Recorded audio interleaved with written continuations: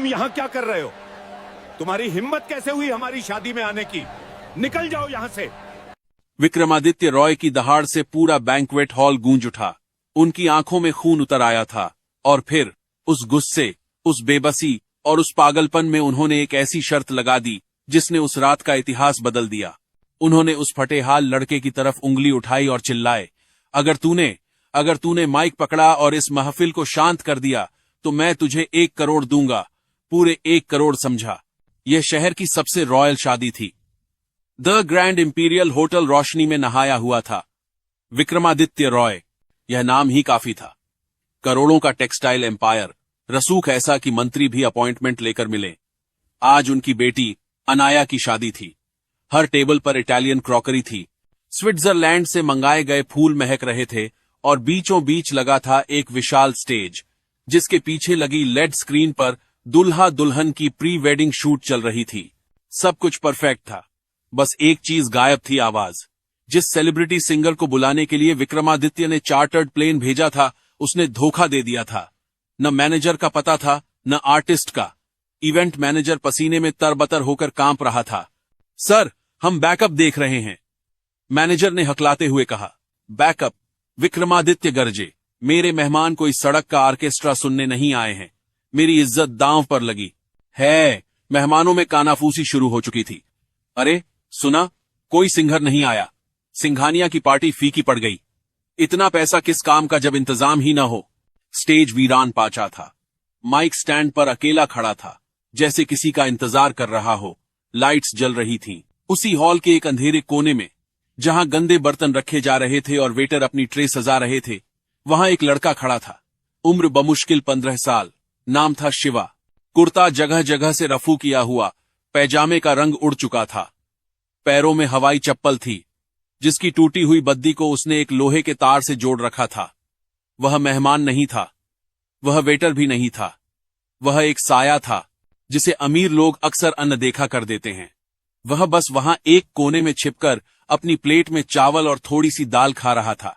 शिवा ने पिछले 2 दिनों से भरपेट खाना नहीं खाया था।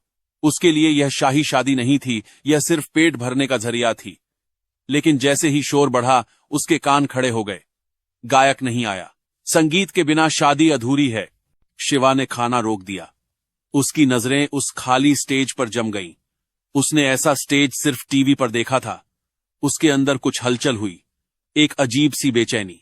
उसकी मां हमेशा कहती थी, शिवा, तेरा गला ही तेरी दौलत है।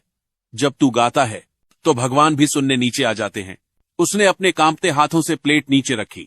गंदे कुर्ते से मुंह पोंछा। दिल हथौड़े की तरह सीने पर बज रहा था। वह जानता था कि अगर सिक्योरिटी गार्ड ने उसे देख लिया तो धक्के मारकर बाहर निकाल देगा। लेकिन आज भूख पेट की नहीं थी। आज भूख उस माइक की थी। 1 कदम, 2 कदम, और फिर शिवा भीड़ को चीरता हुआ सीधे विक्रमादित्य रॉय के सामने जा पहुंचा। विक्रमादित्य किसी को फोन पर गालियां दे रहे थे। तभी एक सहमी लेकिन साफ आवाज आई, साहब, अगर आप इजाजत दें तो क्या मैं गा सकता हूं? पूरे ग्रुप में सन्नाटा छा गया। विक्रमादित्य ने पीछे मुड़कर देखा। सामने एक हड्डियों का ढांचा खड़ा था। धंसी हुई आंखें, बिखरे बाल। विक्रमादित्य हंसे, एक कड़वी, अपमानजनक हंसी। तू, यह मेरी बेटी की शादी है, कोई रेलवे स्टेशन का प्लेटफॉर्म नहीं जहां तू भीख मांगेगा। शिवा ने नजरें नहीं झुकाईं। पहली बार उसने किसी बड़े आदमी की आंखों में आंखें डालकर देखा। साहब, अगर मैंने गा दिया और आपको पसंद आ गया तो क्या आप मेरी बात सुनेंगे? विक्रमादित्य का अहंकार चोट खा गया। इस सड़क छाप लड़के में इतनी हिम्मत। उसने अपनी रॉयल्टी और गुस्से के नशे में वो बात कह दी जो अब इतिहास बनने वाली थी। सुन लड़के, अगर तूने सच में गा दिया और यहां मौजूद एक भी आदमी ने ताली बजा दी तो मैं तुझे 10 करोड़ दूंगा। लेकिन विक्रमादित्य की आवाज ठंडी हो गई। अगर तूने मेरी पार्टी खराब की तो मैं तुझे जिंदा जमीन में गड़वा दूंगा। भीड़ सांस रोके खड़ी थी। किसी ने पीछे से ताना मारा, पागल हो गया है लड़का। किसी ने कहा, निकालो इसे बाहर। लेकिन शिवा को अब कोई आवाज सुनाई नहीं दे रही थी। उसके कानों में सिर्फ अपनी धड़कन थी, धक धक धक धक। 1 करोड़, यह रकम उसके लिए कोई मायने नहीं रखती थी। उसने तो आज तक 500 का नोट भी एक साथ नहीं देखा था। उसके लिए यह जंग पैसों की नहीं, वजूद की थी। शिवा स्टेज की सीढ़ियां चढ़ा। हर सीढ़ी के साथ उसके पैर कांप रहे थे। लाइट्स इतनी तेज थीं कि उसे सामने बैठे लोग दिखाई नहीं दे रहे थे। वह माइक के पास पहुंचा। माइक उसके कद से थोड़ा ऊंचा था। उसने पंजों के बल खड़े होकर उसे ठीक किया। साउंड चेक, उसने धीरे से कहा। आवाज फटी हुई थी, गला सूखा हुआ था।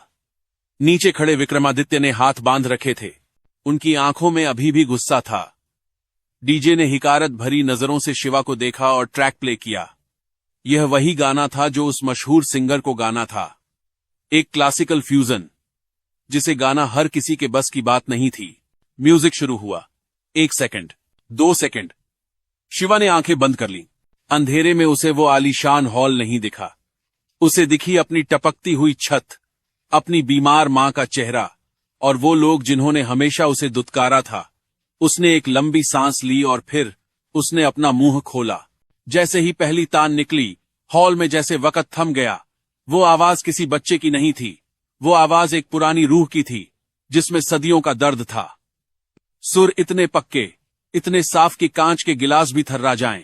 कोई दिखावा नहीं, कोई स्टाइल नहीं, बस शुद्ध कच्चा दर्द। पहली लाइन खत्म होते होते जो लोग खाना खा रहे थे उनके हाथ रुक गए। वेटर ट्रे लेकर जम गए। मोबाइल फोन्स रिकॉर्डिंग के लिए ऊपर उठ गए, लेकिन किसी की हिम्मत नहीं हुई कि सांस भी जोर से ले। विक्रमादित्य रॉय, जो गुस्से में तमतमा रहे थे, उनके हाथ धीरे धीरे ढीले पड़ने लगे। माथे की लकीरें मिटने लगीं। यह क्या था? यह जादू था या इबादत? शिवा गा नहीं रहा था, वह रो रहा था सुरों में। गाने के बीच में एक मुश्किल हरकत आई, जहां बड़े बड़े गायक भी लड़खड़ा जाते हैं। शिवा ने उस नोट को पकड़ा और उसे हवा में तैरा दिया। एक बुजुर्ग महिला की आंखों से आंसू छलककर गालों पर आ गिरे। एक नौजवान ने अपना फोन नीचे कर लिया, क्योंकि इस पल को कैमरे में कैद करना इस पल की तौहीन थी। जब आखिरी सुर लगा और संगीत थमा, तो हॉल में सन्नाटा था, गहरा, भारी सन्नाटा। शिवा ने धीरे से आंखें खोलीं। उसे लगा उसने गलती कर दी, शायद किसी को पसंद नहीं आया। वह डर के मारे पीछे हटा। तभी एक ताली बजी, फिर दूसरी, फिर तीसरी, और देखते ही देखते पूरा हॉल अपने पैरों पर खड़ा हो गया। Standing ovation. तालियों की गड़गड़ाहट ऐसी थी मानो बादल गरज रहे हों। सीटियां, शोर और वंस मोर के नारे। शिवा सुन्न खड़ा था। वह स्टेज से उतरने लगा, लेकिन विक्रमादित्य रॉय, वह घमंडी टाइकून, तेजी से स्टेज की ओर लपके। शिवा डर गया। माफ कर दो साहब, मैं जा रहा हूं। लेकिन विक्रमादित्य ने उसका हाथ पकड़ लिया। नहीं, गुस्से से नहीं, सम्मान से। माइक हाथ में लेकर विक्रमादित्य ने भारी आवाज में कहा, आज तक मैंने समझा था कि पैसे से हर चीज खरीदी जा सकती है। मैं गलत था। उन्होंने शिवा की तरफ देखा। इस लड़के ने, इस फटे हाल लड़के ने मुझे बचाया है, मेरी इज्जत बचाई है। फिर उन्होंने भीड़ की तरफ देखा। मैंने 1 करोड़ की शर्त लगाई थी। मैं अपनी जुबान का पक्का हूं। हॉल में फिर सन्नाटा छा गया। 1 करोड़, क्या वह सच में देगा? शिवा ने घबराकर हाथ जोड़ लिए। नहीं साहब, मुझे पैसे नहीं चाहिए। मुझे बस मां के लिए दवाई चाहिए थी और खाना। विक्रमादित्य की आंखों में नमी आ गई। वह स्टेज पर ही घुटनों के बल बैठ गए, शिवा के बराबर आने के लिए। पैसे तो तुझे मिलेंगे बेटा, लेकिन भीख में नहीं, इनाम में। और आज से तेरी आवाज की जिम्मेदारी मेरी। विक्रमादित्य ने उसी वक्त देश के सबसे बड़े म्यूजिक डायरेक्टर जुबिन डिसूआ को बुलाया, जो मेहमानों में मौजूद थे। जुबिन, क्या तुम इस हीरे को तराश सकते हो? जुबिन ने मुस्कुराते हुए कहा, रॉय साहब, यह हीरा तराशा हुआ ही है, बस इस पर जमी धूल हटानी थी। उस रात के बाद शिवा अपनी झुग्गी वापस नहीं गया। उसे और उसकी मां को विक्रमादित्य ने अपने गेस्ट हाउस में शिफ्ट कर दिया। लेकिन कहानी यहां खत्म नहीं हुई। असली इम्तिहान अभी बाकी था। 3 हफ्ते बाद स्टूडियो में जुबिन डिसूआ सख्त थे। कट, दोबारा गांव शिवा। यह वायरल वीडियो नहीं है, यह प्रोफेशनल रिकॉर्डिंग है। यहां हमदर्दी नहीं बिकती, हुनर बिकता है। शिवा डरा हुआ था। एसी कमरों की ठंड उसे बीमार कर रही थी। उसे लग रहा था कि वह यह सब नहीं कर पाएगा। वह भाग जाना चाहता था। एक रात वह अपना पुराना थैला लेकर चुपचाप गेट की तरफ बढ़ा। तभी पीछे से आवाज आई, हार मान ली। वह विक्रमादित्य।